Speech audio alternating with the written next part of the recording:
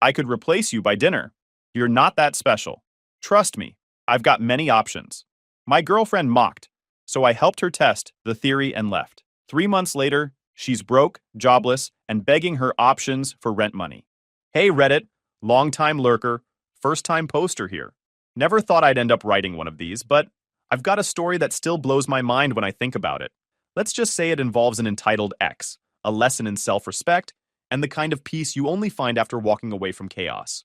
Buckle up, it gets wild. Miranda had this way of making everything about her, even when she was wrong, especially when she was wrong. We'd been together a year and a half, not long enough for me to call it forever, but long enough to realize that dating someone who thinks Instagram followers equal intelligence is a special kind of punishment. When we first started dating, she was funny and confident, but somewhere between hitting 10,000 followers and discovering Canva templates, she turned into a full-time expert on everything. It got to the point where I couldn't tell if I was dating her or just being cast as an audience member in the Miranda show. That Thursday night, I came home to find her sitting cross-legged on the couch, laptop open, wearing one of my hoodies, which she called hers now. She was grinning at her screen like she'd just solved world hunger. "Guess what?" she said, flipping the laptop around like she was about to show me the cure for boredom. "I booked us for my cousin's graduation party in Utah. It's next weekend." I blinked. "Booked us?" "Yeah, flights, hotel, everything. It's going to be so fun." "Did you check with me first?" I asked, trying to keep my voice even. Her smile dropped instantly. "Check with you? For what? For whether I can get time off work?" She rolled her eyes, sighing like I'd just asked her to explain gravity. "Malcolm, you're a man. You don't get to have an opinion on stuff like that." I froze. "Come again?" "You heard me," she said, folding her arms. "You guys love controlling everything." So for once, I made a decision. I leaned on the back of the chair, smirking. "Cool. Guess I'll use my voicelessness to pack my own bags then. Where are we staying? Your ego or reality?"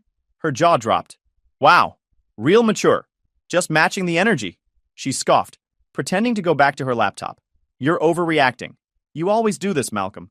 You twist everything to make me look bad." "No, Miranda," I said, grabbing a glass of water from the counter. "You do that part on your own. I just narrate it." That one landed. She glared at me like she wanted to throw the MacBook. "God, you think you're so much smarter than me, don't you?" "Smarter? Number. Just less allergic to common sense." She stood up, arms crossed. "You think you're my only option? There's plenty of fish in the sea." She looked me up and down. "I just happened to settle for the smallest one." I chuckled. "Good thing I'm not relying on your validation." She laughed. Too loud, too fake, and stormed off to the bedroom. Door slam. Classic Miranda exit. I sat on the couch, staring at the TV that wasn't even on. It hit me that I wasn't angry. Not really. I was just done. Like someone finally turned the volume down on the chaos, and I could hear myself think again. The rest of the night, I replayed everything in my head. Every snide remark. Every "you wouldn't understand." Every time she'd called me boring, because I preferred reading to clubbing. She always acted like she was auditioning for some invisible panel of judges, trying to prove she was the hottest, smartest person in the room. And if that meant cutting me down in the process, so be it. Once, we were at a small dinner with her friends, her content creators, as she called them. I made an offhand comment about saving money for a house someday. Miranda smirked and said, loud enough for everyone to hear, "Malcolm thinks owning a house makes you superior. Isn't that cute?" I looked at her friends, then back at her. "Yeah, I know. I should have just bought followers instead. Way better investment." Her friends burst out laughing. She didn't. That was the first time I noticed her eyes lose that fake sparkle. Tonight felt the same. Like the moment someone realizes the mirror isn't flattering them anymore. Around midnight, she came out, pretending nothing happened. "So, you're still mad?" "Nope," I said, scrolling through my phone. "So you're okay with Utah?" "Nope." She huffed. "You're impossible." "And you're entitled," I said without looking up. "Guess we both have hobbies." She stomped back to the bedroom, muttering something about men being fragile. I smiled to myself. I wasn't fragile. I was free. That night, lying in bed, I realized something simple but heavy. I wasn't in a relationship. I was running a daycare for a grown woman who thought self-awareness was optional. And the worst part? I'd let it happen. Not anymore. Next time she'd try to pull her, "You're a man, you don't get to have an opinion" act, I'd give her something to have an opinion about. My exit. That thought stuck with me the whole night. When I got up the next morning, Miranda was already gone, probably at some overpriced coffee shop pretending to work. For the first time, I noticed how quiet the place was. Peaceful almost. And that peace hit me harder than any argument we'd ever had. I started thinking about how much I'd actually been doing for her. Groceries? Always me. Rent? I covered more than half, even though the lease was in her name. Utilities? My card. Every time she'd say, "Babe, can you spot me till next week?" It really meant, pay for it because I bought fake eyelashes again. But now that the lease was under her name, thank God for that. Leaving would be easy. No legal strings, no messy debates about furniture. She could keep the apartment. She could also keep the bills. I sat down at my desk, opened a notepad, and typed at the top, Operation Reality Check. Step 1, get out. Step 2, cut the freebies. Step 3, let her meet her options. While I was planning, a memory popped up, the night she tried to humiliate me in front of her friends. We were at some downtown rooftop place her influencer buddy had invited her to, which really meant she begged to tag along and pretended it was exclusive. Her friends were all sipping sparkling water and pretending they ran businesses. One of them asked what I did, and when I said IT support, Miranda smirked. She said, "Malcolm doesn't really get the whole luxury thing. He's more of a buy it on sale type." I could have let it slide, but her smug tone did something to me. I leaned back and said, "Yeah, I don't get luxury. I just pay for it." Silence. Then laughter. From everyone. But her. She went pale. I didn't even have to look at her to know she was fuming. She spent the rest of the night scrolling through her phone like it owed her an apology. That's when I realized her pride mattered more than the relationship ever did. And that was the same pride I was about to crush, without lifting a finger. That Friday, while she was out consulting, which I later found out meant taking selfies at Target, I got to work. First stop, our phone plan. She was still on my family plan because it's just easier. Logged in, removed her line, done. She could go get her own number, her own bill, her own reality. Next, the gym membership. The one she loved to brag about but rarely used for anything other than mirror selfies. Cancelled. Streaming services? Logged her out of everything. Changed all the passwords. Then, I packed. My stuff first. The TV, the gaming console, my coffee maker, clothes, tools, and the good bed sheets. All mine. I left her things untouched. Even the tacky pink rug she bought for aesthetic. The apartment almost looked empty after I was done. It was weirdly satisfying. Every drawer I emptied, every item I packed, felt like pulling my energy back from a black hole. While I worked, I called my best friend Danny. "Yo," he answered. "You sound like you're either getting arrested or finally leaving that girl." "The second one," I said, grinning. He whistled. "About damn time. My couch is ready for your freedom party." "I'm not crashing there," I said. "You still got that extra room?" "Yeah, man." "When?" "How's this weekend?" He laughed. "You serious?" "Dead serious." "Good. I'll stock up on snacks." By the time Miranda got home that evening, I was gone. The apartment looked half empty. TV stand bare, closet missing my clothes, coffee maker gone. On the kitchen counter, I left a note. "You're right. You've got options. Here's your chance to use them. Rent's due on the 1st. Good luck." And I signed it with a little smiley face. I locked the door from the outside, dropped the keys through the mail slot, and didn't look back. At Danny's place, I felt like I could breathe for the first time in months. He had already set up my old gaming chair in his living room like a throne. "Welcome to freedom, my guy," he said, handing me a soda. "To no more influencer drama and 0, you don't get to have an opinion speeches." "Cheers to that," I said, clinking cans. We played video games until 2 a.m., laughing the whole time. For the first time in a long time, I wasn't waiting for someone to yell from another room, "Malcolm, can you do this for me?" The silence was beautiful.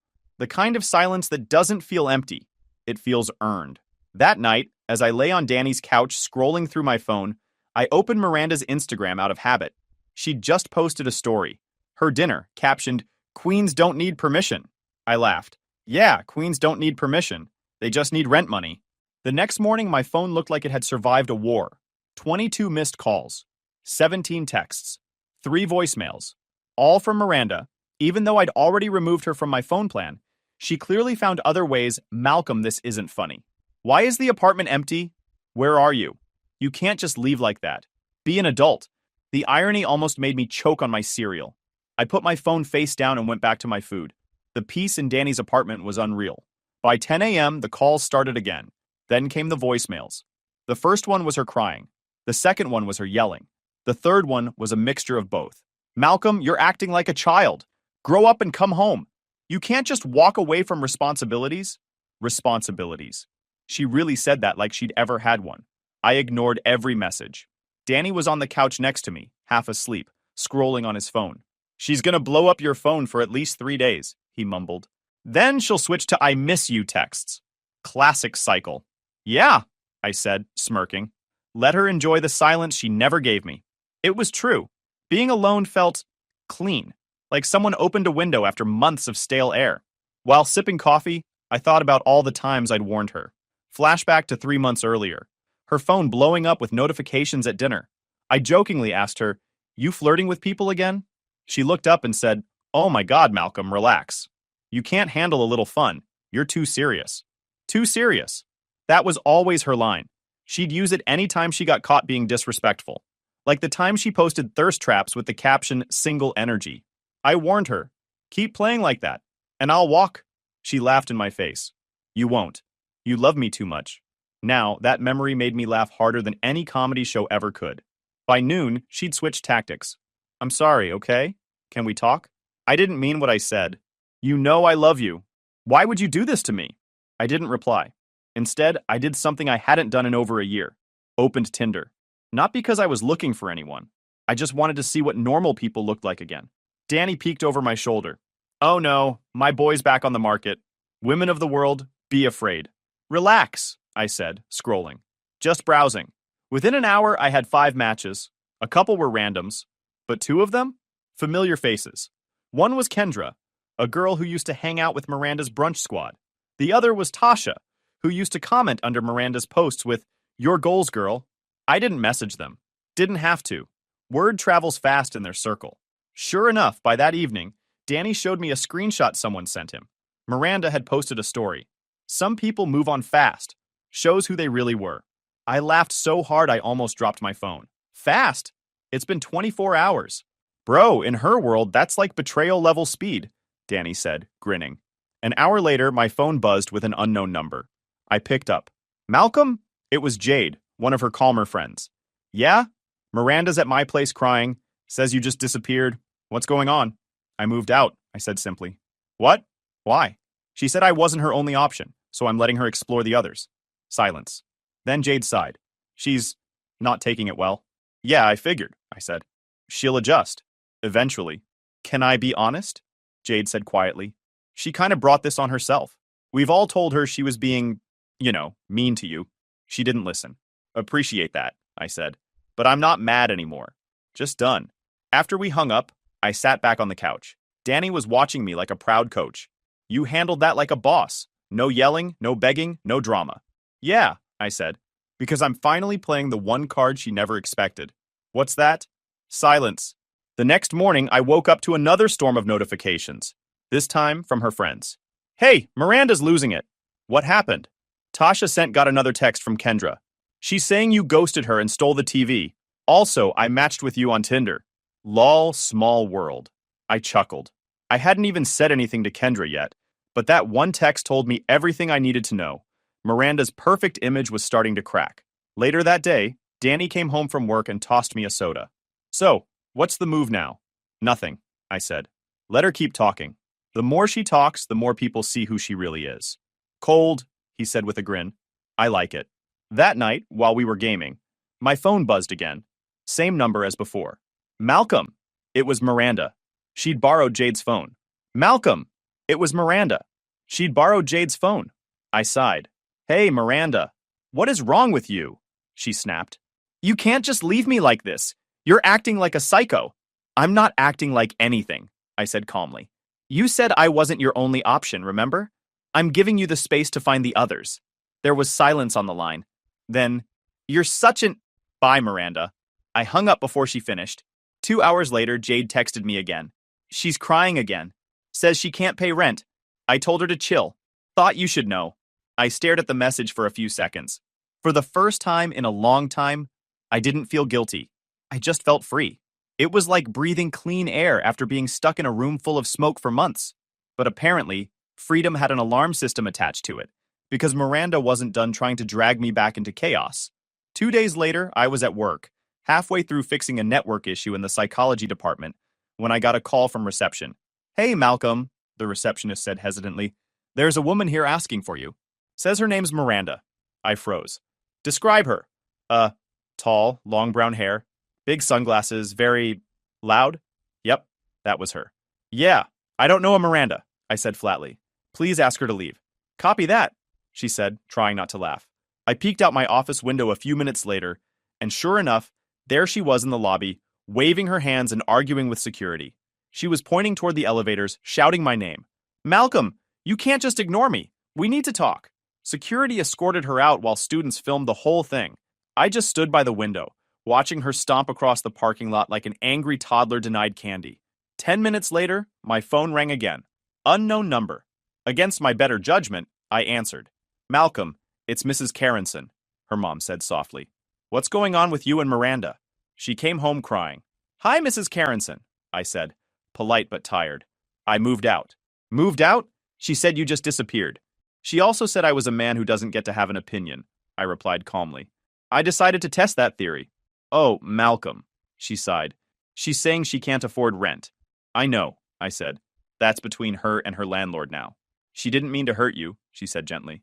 "I believe you," I said. "But meaning well doesn't pay bills, and it doesn't fix disrespect." There was a pause. "You're a good man, Malcolm. I'm sorry for, well, everything." That one actually surprised me. "Thank you, Mrs. Carenson. I hope she learned something from this." "I hope so too," she said quietly. After that, I figured the storm would calm down. I was wrong. By evening, Miranda was in full performance mode on Instagram. Some men can't handle strong women. The comeback will be legendary. Every caption screamed desperation disguised as empowerment. Danny looked over my shoulder as I scrolled through her feed. "Bro, she's one inspirational quote away from selling pyramid scheme vitamins." I laughed. Let her. She's trying to convince herself more than anyone else. Meanwhile, I posted what I actually enjoyed. Gym selfies with no filters, movie nights with Danny, gaming clips. No drama, no subtweets, just peace. And it drove her insane. Every time I posted, someone from her circle would message me like, "She saw your story, she's fuming." Good. Then Danny got that particular glint in his eye, the one that usually meant I should start preparing bail money. "Bro," he said, spinning around in his chair, "hear me out." "Already nervous," I said. "I'm making a Tinder profile, fake one, just to mess with her." "Danny, no, listen, she wants options? Let's give her one." Before I could stop him, he was already typing.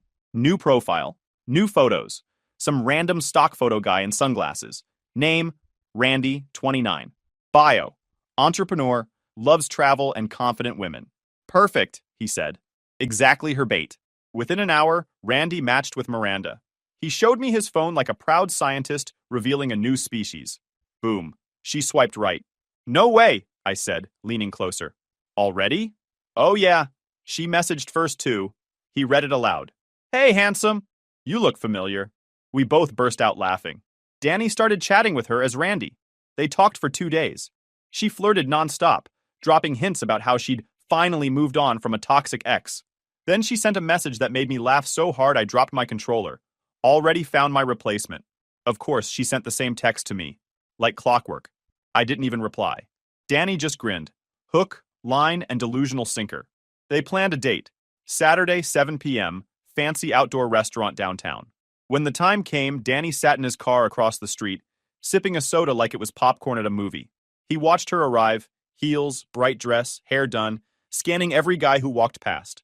At 7:20, she texted Randy, "Hey, I'm here. Table for 2. Danny typed back, "Saw you from a distance. Didn't expect you to look so different in real life. I'll pass." A few seconds later, her body language changed completely. She froze, reread the message, and then her face crumpled. She started pacing, muttering, then shouting. She yelled something like, "Are you kidding me?" and threw her napkin on the ground. People were staring. The waiter tried to calm her down. She stormed out crying, bumping into a waiter and knocking over a chair on the way. Danny filmed the whole thing from across the street, laughing so hard the camera shook. He sent the video to me with the caption, "Nobody messes with my best friend." When I saw it, I laughed until my stomach hurt. "Bro!" I gasped between laughs. "You're insane." He grinned. "Nah, I'm loyal." The next day, Miranda posted another story. "Some people fake being nice, but karma never lies." I just smiled. Karma didn't lie. It just had Danny's sense of humor. That night, sitting on the couch with a beer in hand and the sound of laughter echoing from Danny's room, I felt lighter than I had in years. Not because she was embarrassed, not because I'd won, but because, for the first time, I didn't care what she did next. The weight was gone. Completely. For about a week, everything was quiet. Too quiet. Which with Miranda meant she was planning something. Sure enough, one morning I woke up to Danny standing in my doorway, holding his phone like it was radioactive. Bro, you might want to see this. I took it. There it was. A Facebook post, 3 paragraphs long, written by none other than Miss Strong Independent Woman herself. Some men manipulate you with money. They pretend to be generous, but really it's control. That's called financial abuse. I lost everything because I trusted the wrong person. She'd even attached a photo of herself looking sad on her couch. I laughed. Financial abuse? She didn't even pay for her own Hulu. Danny snorted. Bro, she couldn't abuse a free trial. For a minute, I actually wondered if people would buy her story. But then I remembered. This is the same woman who once made an Instagram reel bragging about how her boyfriend spoils her because she deserves it. Sure enough, by noon, her old posts started resurfacing. Screenshots everywhere. People commented things like, "Didn't you say he paid for everything because you manifested a provider? Girl, you called him your ATM 3 months ago." It was beautiful. Watching her trip over her own lies in real time was like free entertainment. But Miranda wasn't done embarrassing herself. The next weekend, one of our mutual friends, Lila, hosted a small get-together. I didn't plan to go, but Danny insisted. Come on, man. She's not going to show, plus there's wings. He said wings like it was a peace treaty. So I went. Big mistake. Well, entertaining mistake. Halfway through the night, the door slammed open, and in she walked. Miranda. Full makeup, oversized sunglasses indoors, and the kind of entrance that screamed, I need attention more than oxygen. The room went silent. Oh, look who decided to show up, Danny muttered under his breath. Miranda spotted me across the room and locked in like a heat-seeking missile.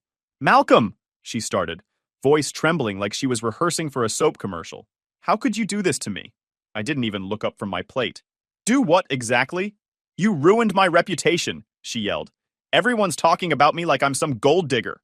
Danny coughed. Wonder why. She spun toward him. Stay out of this, Danny. He raised his soda can like a toast. You brought me into it the moment you showed up uninvited. The room chuckled. She realized nobody was defending her. Even Lila looked uncomfortable. Maybe if you treated people with respect, they'd respect you back, I said calmly. Miranda's face flushed red. You think you're so perfect, don't you? No, I said. I just think I pay my own bills. The laughter hit her like a slap. She stormed out, mumbling something about fake friends. A week later came the Utah graduation party. Remember the one she booked without asking me? Well, she went alone. And from what I heard, it was a disaster. Alyssa, her cousin, texted me out of nowhere. Hey, Malcolm. Just curious, are you and Miranda still together? She told everyone you were coming to Utah this weekend. I replied, Nope, haven't been together for weeks. Within hours, drama erupted in their family group chat. Miranda had been bragging for days about her perfect boyfriend, even claimed I paid for the hotel. Turns out she never even booked it. She'd planned to crash with relatives and pretend I was running late. Alyssa exposed her lies mid-party. Miranda ended up crying in the bathroom while her aunt chewed her out for embarrassing the family. And somehow, that wasn't rock bottom yet. 10 days later, I was in line at a coffee shop, waiting for my drink, scrolling my phone, when I heard a voice behind me. Malcolm! I turned. It was her. She looked tired. Puffy eyes, messy hair, the fake confidence fading. Miranda. We need to talk, she said. No, we don't. Yes, we do, she snapped. Then her eyes flicked around, noticing the people nearby. Actually, I should just say it here. Before I could stop her, she raised her voice. I'm pregnant. The cafe went silent. Heads turned. I blinked. Okay? She put a hand dramatically over her stomach. It's yours. I couldn't help it. I laughed, loud. Miranda, we haven't slept together in over 2 months. She hesitated. I have late cycles. Yeah? I said, leaning closer. Then go to the bathroom because you're not pregnant, you're bloated. The barista snorted. Someone near the counter laughed out loud. Miranda's face turned crimson. You're disgusting, she hissed. And you're delusional, I replied calmly. Now, if you'll excuse me, I have a latte waiting. I picked up my drink, nodded to the barista, and walked past her like she was invisible. As I left, I heard her yell something like, You'll regret this, followed by more laughter from the customers. When I got outside, Danny called me. I told him what happened. Brother, did she really just fake a pregnancy in public? Yep, I said, sipping my coffee. And I told her to use the bathroom. He was laughing so hard he had to hang up. That night, someone sent me a screenshot. Miranda's latest story was gone. Her entire account had gone private. The meltdown was complete. And for the first time, she wasn't the one laughing. But apparently, humiliation didn't cure delusion. Because 2 days later, Miranda decided her next big move was to start a GoFundMe. The title read, Survivor of Financial Abuse Needs Help Rebuilding Life. Her goal, $10,000. The description was a masterclass in manipulation. I was trapped in a controlling relationship where everything I owned was taken from me. Please help me get back on my feet. Every dollar helps. Dollar. She even added a crying selfie for effect. Danny read it out loud while I was making breakfast. Financial abuse. Bro, she used your Amazon Prime for 2 years. I laughed. She's not rebuilding her life. She's rebuilding her Starbucks budget. By day 2, the GoFundMe had a whopping $73. And that was from her mom. The comments were brutal. Girl, maybe get a real job? So he paid your bills and that's abuse now? This is embarrassing. Delete this. She did. By the end of the week, the campaign was gone. That's when she switched to rage mode. Monday morning, I walked out to my car and stopped dead. Key marks down both sides. Rearview mirror snapped clean off. A deep dent in the hood, like someone had stomped on it. Danny walked out holding his coffee, whistled low and said, Well, someone failed art class. I checked the security camera on the building. There she was at 1:48 a.m. Hoodie up, baseball cap on, but the outfit was a dead giveaway. The same pink hoodie with the huge Boss Babe logo she always wore. Her car was parked right in front, plates clear as day, and the camera caught her face for half a second when she looked up at the lens. I didn't even get mad. I just called the cops. Between the footage and the plate number, they said it was open and shut. When the officer asked if I knew who the suspect was, I said, My ex. She's the Picasso of poor decisions. They laughed but wrote it down. 2 days later, she outdid herself. It was around 8 p.m. when Danny and I were in the middle of a gaming match. Suddenly, pounding on the door. Loud, angry. Danny paused the game. Please tell me that's the pizza guy. The pounding came again. Malcolm, I know you're in there. Danny sighed. Never mind. That's not pepperoni. That's crazy. I opened the blinds. Miranda was outside, red-faced, mascara streaked, yelling at the top of her lungs. Come out, coward! You ruined my life! Danny shook his head. Man, she's got the dramatic range of a Lifetime movie. Before I could call the cops, she shoved the door open. I'd forgotten to lock the bottom latch. She stormed in, screaming. You think you can just walk away from me? I stepped back. Miranda, get out. No, she screamed, grabbing a nearby picture frame from the wall. It was one of Danny's paintings. A simple, abstract piece, but it was his favorite. She hurled it against the wall.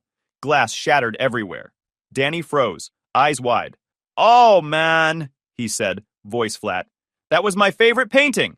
Miranda spun toward him. Shut up!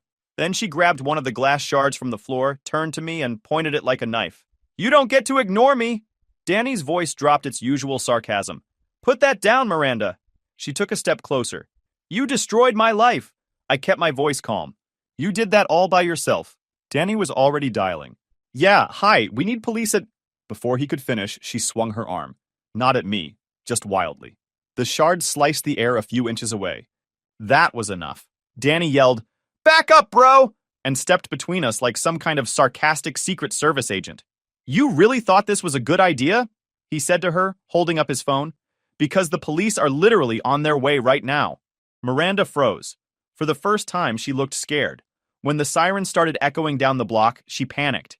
Dropped the shard, back toward the wall, muttering, I didn't mean to. He made me. The cops came fast. 2 officers stepped in, saw the glass, the dented frame, the mess, and immediately restrained her. She screamed the whole time. He's lying. They're all lying. He ruined me. I stood there silent while they cuffed her. Danny leaned against the wall, shaking his head. Well, that's one way to get attention. The officer turned to me. You okay, sir? Yeah, I said. Just tired. Would you like to press charges? I nodded. Absolutely. They took her away. I'll never forget the sound of her voice fading down the hallway. After they left, Danny started sweeping up the glass. Man, I knew she was unhinged, but this? Next level. I'm adding a deadbolt. Add 2. I said. He looked over his shoulder. You filing a restraining order? First thing tomorrow. And I did. I walked into the courthouse, handed them the police report, the video from my security camera, and the photos of my car. The judge didn't even hesitate, approved an ex parte temporary restraining order, and set a hearing for 2 weeks out. When I got home, Danny was waiting by the door, pretending to scan the parking lot like a bodyguard. Sir, he said in a fake, deep voice, the perimeter's clear. Ex-girlfriend activity, 0. I chuckled. Appreciate the service. He grinned. Part of the roommate package comes with sarcasm and protection. That night, we sat on the balcony, pizza boxes open, watching the streetlights flicker. Crazy thing is, Danny said, you didn't even do anything wild. You just stopped helping her destroy herself. Yeah, I said quietly, and she couldn't handle that. He nodded, raising a slice. To peace and police reports. I clinked my soda can against his. To peace. For the first time, I actually believed it. Months passed, and life got quiet in the best possible way. No drama, no police reports, no 3 a.m. screaming fits, just peace. I woke up early, hit the gym before work, came home to a clean apartment, and slept like a human instead of a hostage. Work started going better too. Without chaos draining me, I was focused. I fixed a whole network issue that had been driving the IT team nuts for months. My boss called me into his office and said, Malcolm, you've been killing it lately. Let's talk promotion. That was the day I realized how much energy I'd wasted babysitting someone who didn't even respect me. Meanwhile, Danny had turned the apartment into what he proudly called the Bachelor Palace. Gaming setup, surround sound, mini fridge stocked with energy drinks, not a throw pillow in sight. The living room was a perfect balance between chaos and comfort. Every Friday, we'd order pizza, fire up the console, and talk trash like teenagers. It wasn't glamorous, but it was ours. Around that time, I ran into Kendra, one of Miranda's ex-friends, the one I'd accidentally matched with on Tinder months back. We met for coffee, mostly out of curiosity. We talked for hours. She told me she'd stopped being friends with Miranda long before the big meltdown. She got too fake, Kendra said. Everything was competition with her. Even friendships.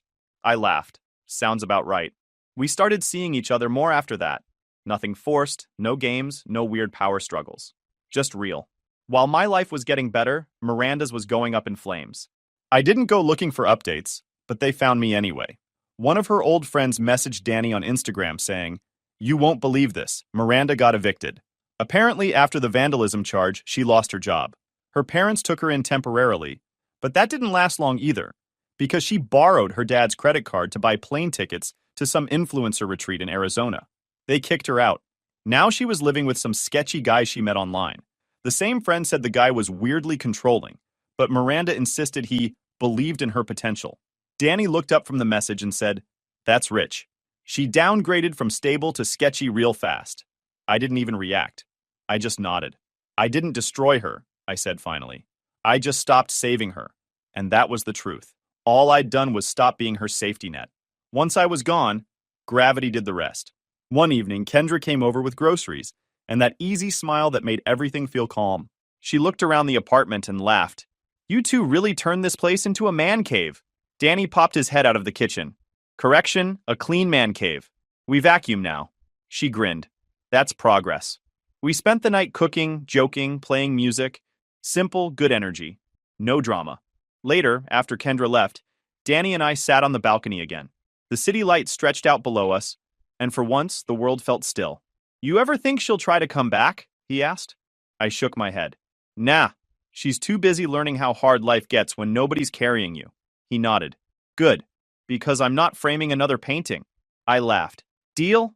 We sat there in silence for a while before I said, You know what the crazy part is? The best revenge wasn't any of that stuff that happened. It was just stopping. Danny glanced over. Stopping what? Stopping the enabling. Stopping the arguments. Stopping pretending she'd change. He smirked. So basically, you retired from stupidity. Exactly. That night, I went to bed with one thought repeating in my head. Peace isn't revenge. It's better. Revenge still ties you to the person who hurt you. Peace just cuts the rope completely. When someone laughs at the idea of respecting you, the best thing you can do isn't to fight them.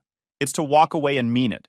Because once you stop saving people from the consequences of their own choices, you learn the most important lesson of all. Respect yourself enough to leave, and never look back. YouTube just dropped this new hype feature. If you're hooked on this story, smash that hype button. It tells YouTube this video deserves to blow up and it keeps even crazier stories coming your way.